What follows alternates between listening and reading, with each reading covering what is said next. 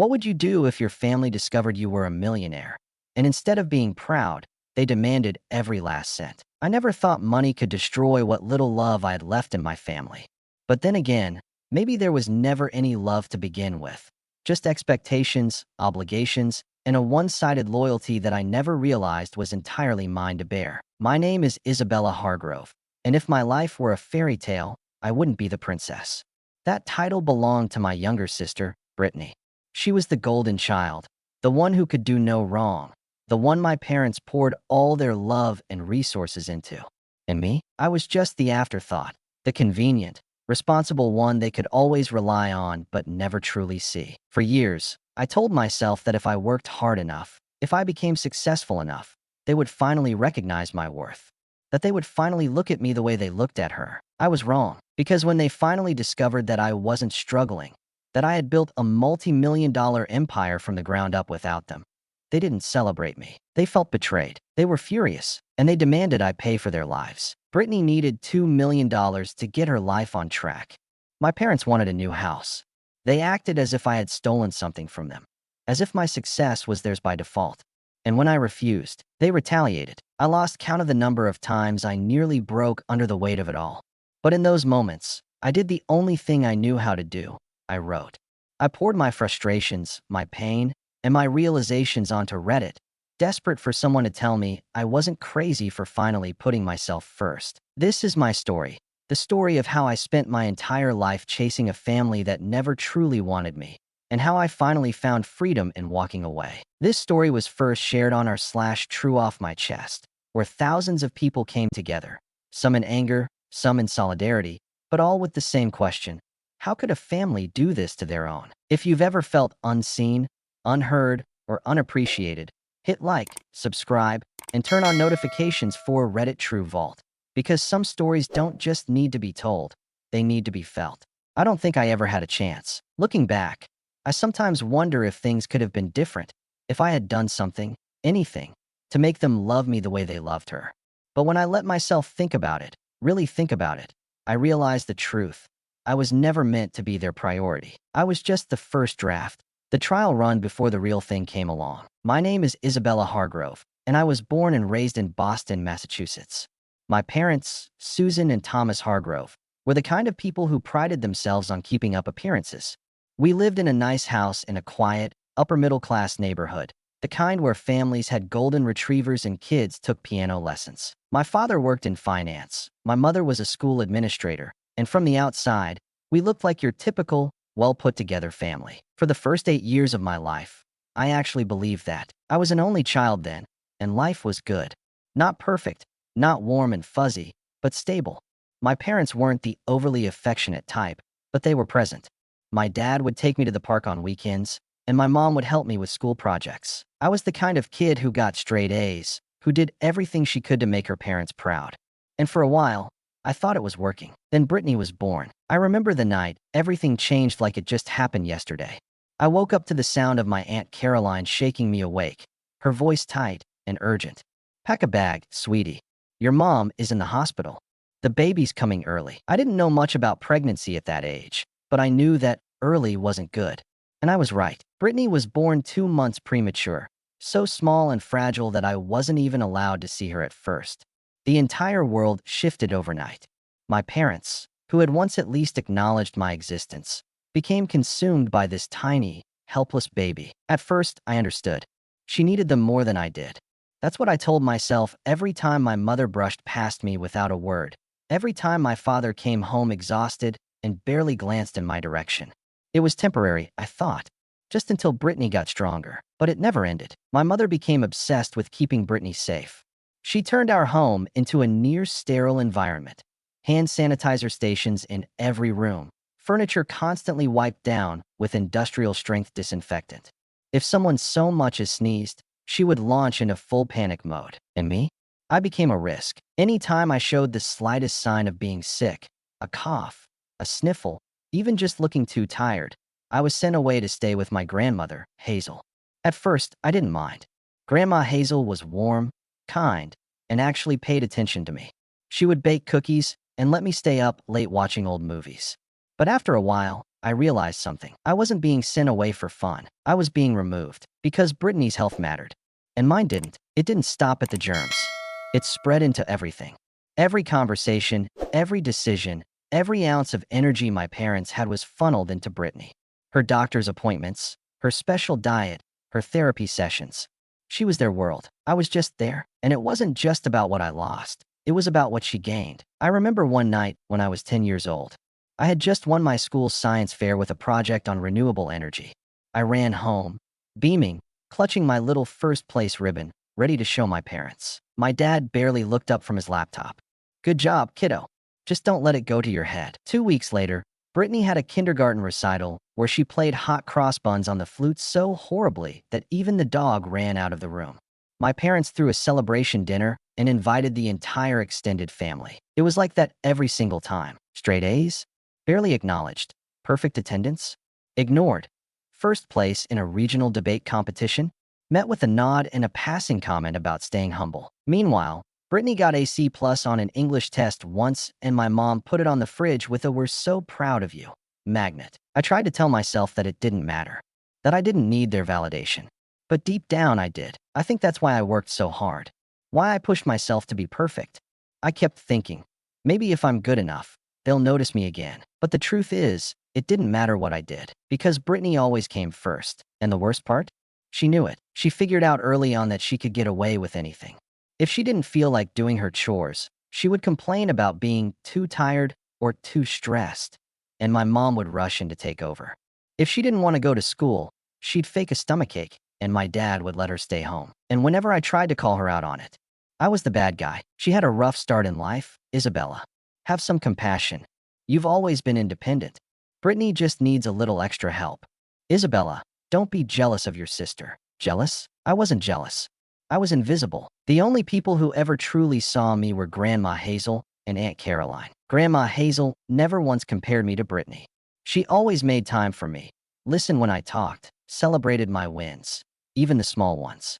She was the only one who told me I was worth something. And Aunt Caroline, she tried.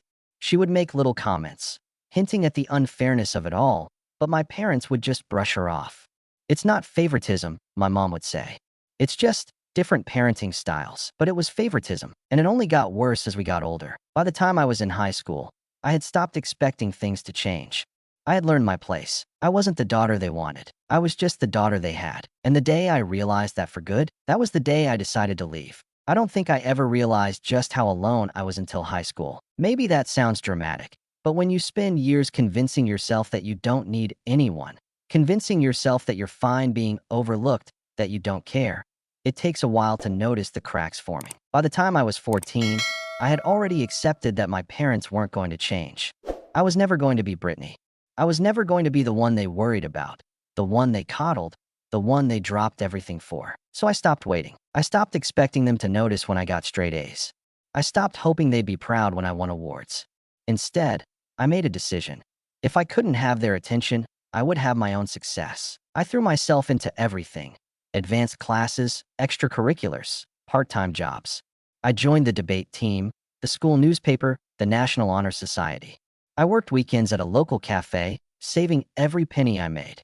If I wasn't studying, I was working. If I wasn't working, I was busy chasing any achievement that could get me out of that house. And it worked. At school, I was somebody. I was the girl teachers trusted, the one classmates turned to for help, the name that got called at award ceremonies. I had built myself into a version of me that mattered, at least to the world outside my home. But at home, I was invisible. While I was busy grinding, Brittany was busy spending money like it grew on trees. Shopping sprees, spa days, weekend trips with friends, all funded by my parents, of course. She had this effortless way of getting anything she wanted. She just had to ask. She didn't have to be good at anything. She didn't have to work for it. She just had to exist. And the worst part? She knew it. There were moments when she would look at me with this smug, almost pitying expression. Like she knew I was trying so hard for something I was never going to get. I should have hated her for it. But the truth? I just envied how easy it was for her to be loved. There are a handful of moments in my life that I can look back on and say that was the moment I finally broke. This was one of them. I was 17. I had spent the past year prepping for the SATs like my life depended on it. Because, in a way, it did. College was my escape plan. The better my score, the more options I had, the farther away I could go. And when the results came in, 1,590, I stared at the screen for what felt like forever, rereading the numbers, waiting for my brain to register that it was real. Less than 1% of test takers ever scored that high. It was my golden ticket. I ran downstairs, heart pounding, barely able to contain my excitement. This was it. This was the moment they would finally be proud of me. I found my mom in the kitchen, helping Brittany with her college applications. My dad was there too, sipping his coffee, looking over some paperwork. Mom, Dad. I was grinning like an idiot. I got my SAT scores back. They barely looked up. That's nice, sweetie, my mom murmured, flipping through Brittany's application. Brittany just got accepted to Emerson. Isn't that great? I felt my stomach drop. Emerson, a small, private school in Boston. Nothing special. That's great, I said, forcing a smile. But, Mom, Dad, I got a 1590. That's almost perfect. I could get into MIT, Harvard. My dad nodded absently. That's good, Isabella. But don't get ahead of yourself, all right? A lot of people get into those schools and don't actually succeed. And just like that, it was over. I had achieved something incredible, something that should have been celebrated, something that should have meant something. But instead, I got a casual dismissal while my sister's mediocre acceptance was treated like the second coming of Christ. I don't even remember what I said after that. I just remember walking back upstairs, shutting my door, and standing there for a long time. I wasn't angry.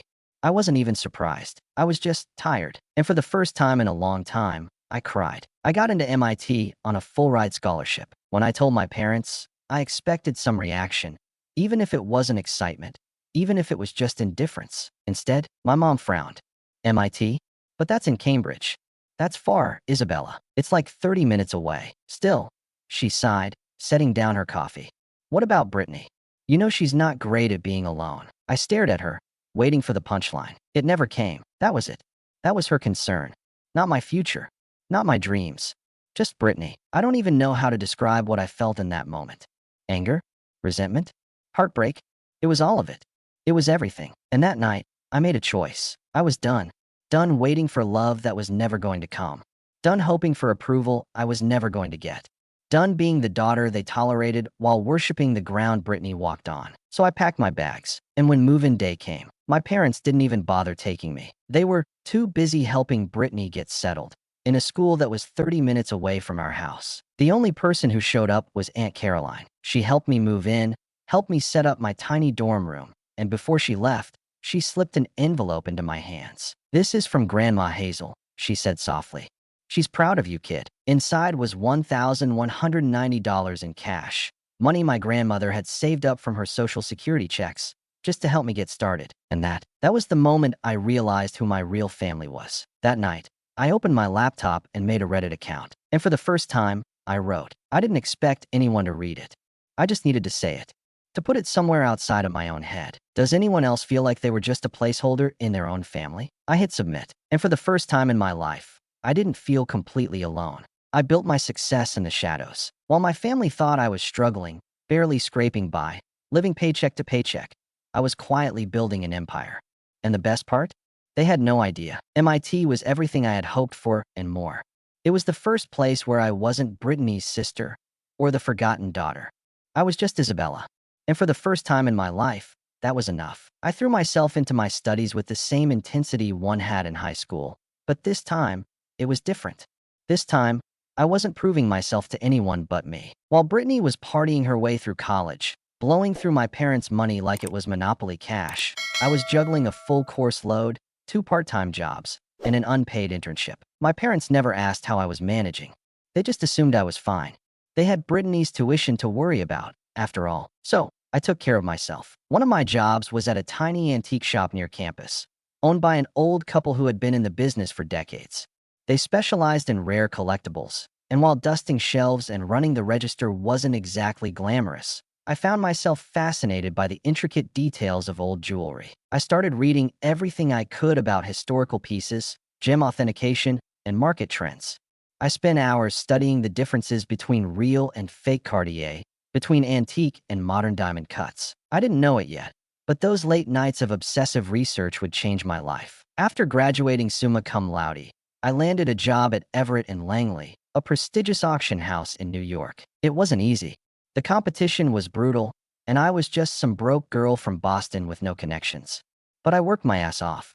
I took every task seriously, no matter how small, whether it was cataloging estates or organizing dusty archives. Most of my colleagues saw it as grunt work. I saw it as an opportunity. And then, one day, everything changed. It was supposed to be just another estate collection. A wealthy widow had passed away, leaving behind an enormous stash of what everyone assumed was costume jewelry. No one paid much attention to it. Just another pile of old brooches, earrings, and beaded necklaces.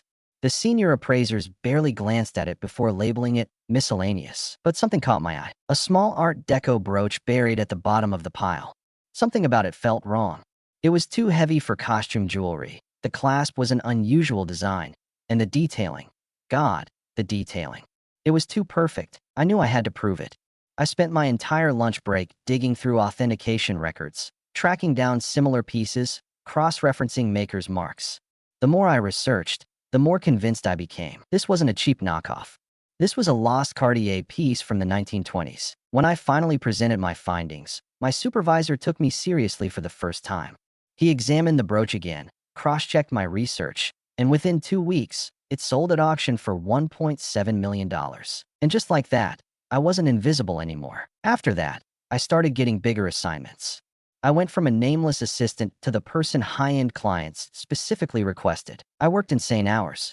I spent my nights studying vintage hallmarks, learning about historical jewelry trends, taking online gemology courses. While my parents assumed I was living some sad, broke life in New York, I was quietly becoming one of the most trusted jewelry authenticators in the industry. Then, one day, my supervisor told me something that changed everything. He said I was wasting my talent, that I had the skill, the eye, the expertise to start my own firm, that I should be building my own brand instead of working for someone else. The idea sounded insane. I was only 25. I had no capital, no safety net, no family support. Starting my own authentication business? That was a risk I wasn't sure I could take. But the more I thought about it, the more I realized, if I didn't bet on myself, who would? So I did it. I took out a loan against my car, emptied my savings, and rented a tiny, rundown office in a sketchy part of Brooklyn. The walls were cracked, the Wi-Fi barely worked, and my furniture consisted of a $20 folding table and a chair I found on the curb. But it was mine. The first year was hell. I had no steady clients, no reputation outside of Everett and Langley. I spent every waking hour cold calling antique dealers, attending estate sales, offering my services at dirt cheap rates just to get my foot in the door. I barely slept. Some nights, I lay awake doing mental math, trying to figure out how many months I had left before I ran out of money. But then, slowly, things started changing. Word spread.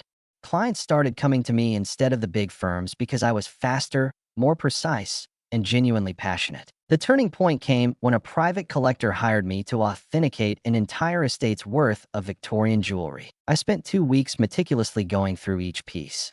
And in the middle of it, I found something. A rare 19th century brooch misidentified as a replica. When it sold for over $300,000, I got a 10% commission. That was more money than I had made in the past 2 years combined. By the time I was 28, my company had expanded beyond my wildest expectations. I moved into a real office. I hired a small team. My client list included celebrities, collectors, even royalty. And yet, my family still thought I was struggling. I never corrected them. They never asked about my work, never cared to know. And honestly, it was fun, watching them assume I was living off ramen while I was authenticating jewelry worth more than their house. That was a special kind of irony. Every time I visited for family dinners, Brittany would brag about her marketing job while I sat there quietly, knowing I had closed a deal that morning worth more than her entire salary. They had no idea, and I didn't feel guilty about it. Because if there's one thing I learned over the years, it's this. When people refuse to see your worth, sometimes the best thing you can do is let them stay blind. But I made one mistake. I still wanted them to see me. I should have seen it coming. I should have known that the moment they realized I wasn't struggling, that I had built something for myself without them, they wouldn't celebrate me. They would turn on me. For years, I had avoided going home for the holidays. I always had an excuse. Work commitments, business trips, a client who needed an urgent appraisal. It was easier to stay away than to sit at that dinner table, and feel like a stranger in my own family. But this year, my mother wouldn't let it go. She called me 2 weeks before Thanksgiving, her voice laced with exhaustion and guilt, going on about how tired she was, how cooking for the whole family was becoming too much for her back, how she just wanted one holiday where we could all be together again. I should have known better. I should have known she didn't miss me. She just missed the idea of having both daughters home, the picture-perfect illusion of family unity. So, against my better judgment, I agreed. And because I knew she would never accept help directly, I quietly hired one of the best catering services in Boston. I wanted everything to be perfect, top-tier food, beautifully plated dishes, the kind of meal that would make my parents feel like they were dining at a five-star restaurant. Of course, they assumed I had gotten it all at a discount. My mother kept thanking me, saying how sweet it was that I was saving up to help the family, how thoughtful it was of me to take the financial burden off their shoulders. I didn't correct her. I let her believe whatever made her feel better. I didn't expect gratitude, but I also didn't expect what happened next. After dinner, while everyone was lounging around in a food coma, I stepped away to check an ongoing auction. One of my clients was bidding on a rare Art Nouveau necklace in Hong Kong, and I needed to be ready in case they required an authentication review. I had barely logged in when Brittany came barging into my old bedroom without knocking, as if she still owned the place. She claimed she needed to borrow my charger, but the moment she saw my laptop screen, her entire demeanor changed. At first, she just stared. Then, before I could stop her, she grabbed my laptop and marched back into the dining room, waving it around like she had just found some kind of incriminating evidence. I barely had time to react before she turned the screen toward everyone. And just like that, my entire family saw it. My account balance, my pending contracts, the transaction history that showed commissions worth hundreds of thousands of dollars, more money than they had ever imagined I could have. The room went silent. For a long, heavy moment, nobody said anything. Then my mother let out a breathless, disbelieving laugh. Not a laugh of pride, not even shock, a laugh of sheer disbelief. And then, just as quickly as it came, the disbelief turned into something uglier. My mother's face twisted, her voice sharp with accusation, demanding how I could have all this money and still let them struggle. My father shook his head like he couldn't process what he was seeing, muttering about how I had let them think I needed help, that I was just getting by. Brittany, of course, was the most dramatic. She covered her mouth like she had just uncovered some deep family betrayal, her voice trembling as she asked why I had hidden this from them, how I could have possibly watched her struggle while I sat on millions. And that was when it hit me. They weren't shocked because I had succeeded. They weren't even angry that I had kept it from them. They were furious because they saw it as something I had stolen from them, as if my success, my money, was supposed to belong to them by default. Brittany, of course, was the first to make her case.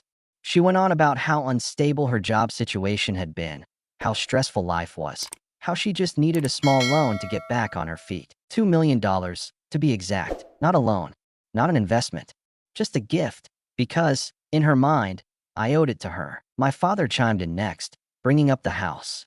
He talked about how they had been thinking about moving into something bigger, something nicer. They figured $5 million would be enough to cover it. And my mother? She just stared at me, asking how I could possibly justify keeping all that money to myself when I knew my family needed it. I don't know what hurt more, their sense of entitlement, or the fact that not a single one of them had asked how I had built that wealth. Not one of them cared about the years of grinding, of sleepless nights, of risking everything to build something of my own. They didn't ask about my business. They didn't ask about my clients, my achievements, my sacrifices. They didn't care about me at all. They cared about what I could give them. And for the first time, I saw it so clearly. I had spent my entire life trying to be good enough for them, trying to make them proud, trying to prove that I was worth their love, their attention, their approval. But in the end, all they ever cared about was what I could provide. I let them talk. I let them list their demands. Let them work themselves into a frenzy about all the ways I should be helping them. And then, when they finally stopped, I exhaled. And I told them no. I told them that I had built this on my own, that I didn't owe them anything, that I had spent my entire life being treated like an afterthought, and I wasn't going to buy their love with my bank account. My mother gasped like I had physically hit her. My father started muttering about how he had raised an ungrateful daughter. Brittany stormed out of the room, slamming the door like a teenager throwing a tantrum. But I wasn't angry. I wasn't even sad. I just felt free. For the first time in my life, I saw them for who they truly were. And I knew, without a doubt, that I was finally done. I thought that saying no, for the first time in my life, would finally get them to leave me alone. That they would be furious, of course, but eventually, they would accept it and move on. But I underestimated just how much they believed they were entitled to me. It started subtly at first. Whispers among extended family, little comments that made their way back to me. My aunt mentioned that my mother had been calling around, telling people that I had changed, that money had corrupted me. Then, suddenly, I was the villain of my own family story. Apparently, I had abandoned my poor, struggling parents. I had turned my back on my beloved little sister, who had always looked up to me. I had let them suffer while I hoarded my millions in some cold, empty penthouse, laughing at their misfortune. The irony would have been funny if it didn't hurt so much. But it didn't stop at rumors. Because Brittany? She took it to Facebook. One morning, I woke up to my phone blowing up with notifications from old friends, college acquaintances, even former coworkers. Brittany had written a full-blown manifesto about how I had betrayed my own blood. It was long, dramatic, and absolutely dripping with self-pity. She painted herself as the tragic sister, abandoned by the one person who was supposed to love her unconditionally. She included lines like, "I never thought my own sister would turn her back on me." It's heartbreaking to know that some people value money more than family. Imagine watching your parents struggle while your sibling lives in luxury. Of course, she conveniently left out the part where she had demanded $2 million as a casual favor. The comments section was a mix of sympathy, outrage, and, thankfully, a few people who saw through the bullshit. Some relatives chimed in, scolding me publicly for being selfish. Old high school friends, who had never even spoken to me as an adult, started tagging me, asking for my side of the story. But the worst part? Instead of shutting it down, instead of reminding Brittany that maybe, just maybe, dragging family drama online wasn't the best idea, they fed into it. My mother commented something along the lines of, "We raised Isabella to be kind, to care for others. We don't know what happened to her." My father added, "It's sad when success makes people forget where they come from." I sat there, staring at my screen, feeling like the wind had been knocked out of me. It was one thing to know they had never really loved me the way they loved Brittany. But to see them publicly turn on me like that, it made something inside me snap. I ignored the Facebook drama. I didn't respond, didn't defend myself. If they wanted to scream into the void, let them. But apparently, that wasn't enough for them. Because a few days later, they showed up at my office. Not just my parents. Brittany, too. I found out when my assistant, Jenny, came into my office looking pale. She told me that my family was in the lobby and insisting they had an appointment. I told her to send them away. They refused to leave. They sat there for an hour, making a scene in my building's reception area. My mother put on the helpless, heartbroken act, telling anyone who would listen that her daughter had abandoned her. Brittany, of course, had to chime in about how I had destroyed our bond. And my father? He sat there with his arms crossed, looking around the office like he was calculating how much it was worth. When I finally walked out into the lobby, they lit up like they had won. Like I was finally about to give in. Instead, I told them, calmly, firmly, that they had exactly 2 minutes to leave before I called security. They lost their minds. My mother demanded to know how I could do this to them. My father accused me of being cold, ungrateful. Brittany, still clutching her designer bag that I knew she hadn't paid for herself, started fake crying about how she just wanted to talk. But I had heard enough. I looked at them, all three of them, and for the first time in my life, I felt nothing. No guilt, no obligation, no desire to fix things, just exhaustion. I pulled out my phone, right there in front of them, and started typing up a legal notice. I told them, loud enough for the entire lobby to hear, that they were officially banned from my office and my home. That if they contacted me again, if they showed up anywhere near me or my employees, they would be facing a harassment lawsuit. My mother gasped, my father turned red, and Brittany, sweet, delusional Brittany, actually scoffed. Like she still couldn't believe I wasn't playing along. Security escorted them out, and that was the last time I ever saw them in person. I didn't stop there. I had my lawyer draft a formal cease and desist. It was delivered to their doorstep, making it clear that if they continued to defame me, harass me, or try to manipulate me through social media, I would take legal action. I cut off their access to my financial records. I changed my phone number. I made it official. They were no longer my problem. Of course, they still tried. Brittany doubled down on her Facebook rants. My parents told extended family that they had never even wanted my money in the first place, that they were just trying to reconnect with their daughter. But I didn't care anymore, because while they were busy screaming into the void, I was finally at peace. I wasn't alone in this. My grandmother, Hazel, and my Aunt Caroline stood by me. They told me I had done the right thing. That family isn't about blood. It's about who actually loves and respects you. And they were right, because after everything, I finally saw the truth. I wasn't the bad guy in this story. I was just the one who finally walked away. But I had underestimated just how far entitlement can push people. A week after I had them banned from my office, I got a call from my lawyer.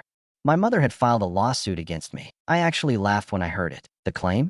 That I had emotionally manipulated my family, that I had exploited them while secretly hoarding millions. She demanded financial compensation for the years of emotional distress I had supposedly caused them. The case was so ridiculous that the judge dismissed it almost immediately. Not enough evidence. No legal standing. Nothing but a desperate attempt to guilt trip me through the court system. But my mother didn't stop there. After the lawsuit failed, she turned to my grandmother, Hazel. She called her, crying, trying to turn her against me. She must have assumed that because Hazel was the family matriarch, she would take her side.